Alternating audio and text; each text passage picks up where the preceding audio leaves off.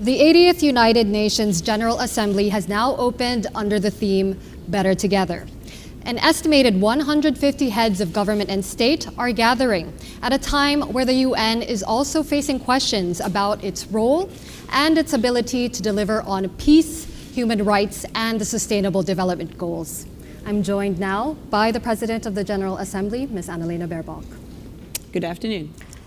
Ms. Baerbock, thank you so much for being here. You have said that it is part of your role to ensure that an ordinary person understands why the UN is relevant to them.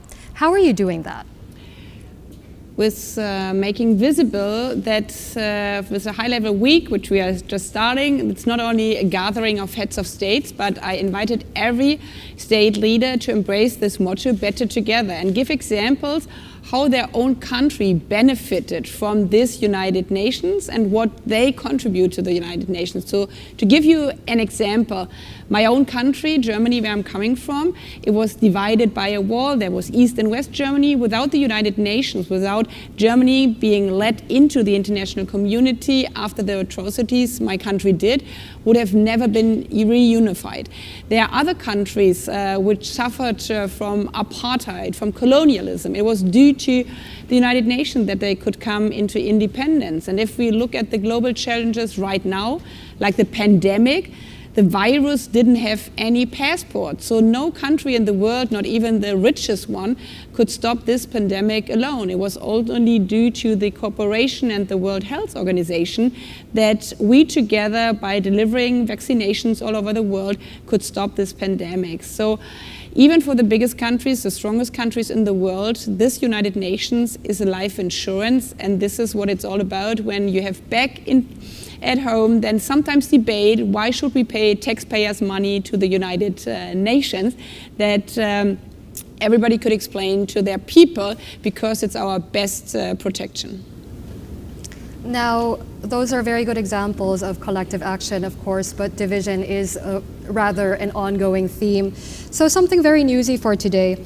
How do you see your role in managing debates on Palestinian statehood when member states are so divided? I'm asking, of course, because today was a day where we saw the UK, Canada, and Australia officially recognize Palestinian statehood, while other member states like the US and Israel remain opposed. And in the last days, this United Nations, and this is all 193 member states, made clear that even though we are living in times of divide and we faced vetoes in the Security Council, that the majorities of countries said, then we take it up to the General Assembly, which is kind of the world parliament. And 142 countries said, we want to move forward, making clear that there is a pathway to peace. Obviously, it needs the parties concerned to embrace that, and unfortunately, we are not there yet. Israel is still in the situation of leading this war. Hamas has not laid down its weapons, had not released the hostages, but the vast majorities of countries has made clear this war has to come to an end. We need a ceasefire, we need humanitarian access right now, we need the release of all the hostages, and we need a situation where we come out of this endless conflict, which cannot be ended by war, neither by terror nor by occupation, but only by a pathway towards a two-state solution.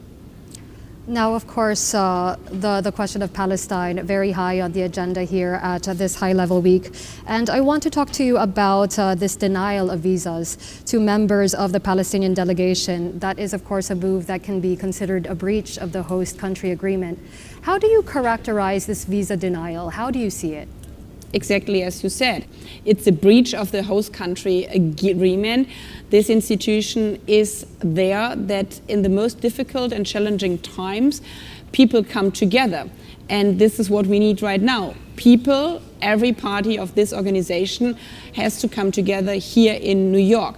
And the host country has to enable that. And therefore, the Secretary General has made very clear, I've made very clear that this is the obligation of the host country. Unfortunately, they did not change their opinion. And therefore, the General Assembly took action that the Palestinian voice, that President Abbas could be heard here in the General Assembly. Yes, this was also something that the U.S. also voted against, Mahmoud Abbas's ability to appear in a recorded video address. But what will that mean for the UN's ability to gather large conventions like the UNGA in order that all voices and sides are heard? I always have a tendency to turn the question around, because obviously this is not a good situation. But the question is, so what does it mean? Should that mean then we cannot come together at all at United Nations anymore, that we should shut down this institution? I would rather say in this kind of situation, we cannot give up. We have to remind member states of their obligations and responsibilities, especially the P5. The P5 have special rights with their veto, but these rights come with responsibilities. And if they are not delivering on the responsibilities based on the UN Charter or based on the agreements for host countries, then the action has been taken by the General Assembly, as we saw in this visa case.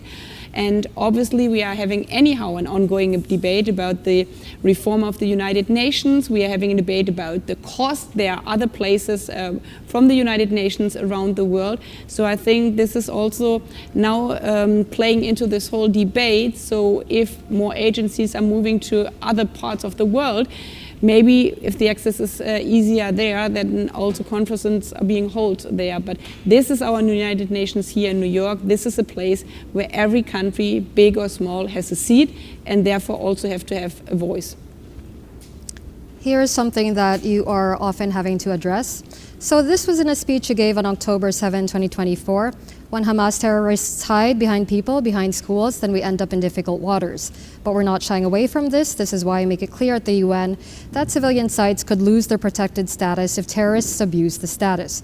Critics have said that's tantamount to justifying Israeli strikes on civilian sites.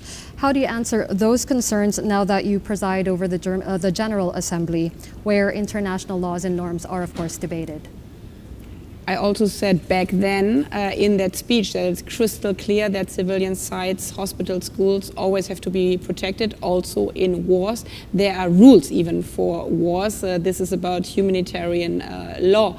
And in this regard, I made clear that it's also an obligation that you are not allowed to misuse civilian places for military reason. And we are exactly at this moment right now, that we have to live up to our obligations under international law, but especially under international humanitarian law. And this is why it's so important that the New York Declaration also calls on the unlimited access of humanitarian aid, because this is another obligation under international law, that in no case are you allowed to prevent food, water and other humanitarian goods to reach civilians.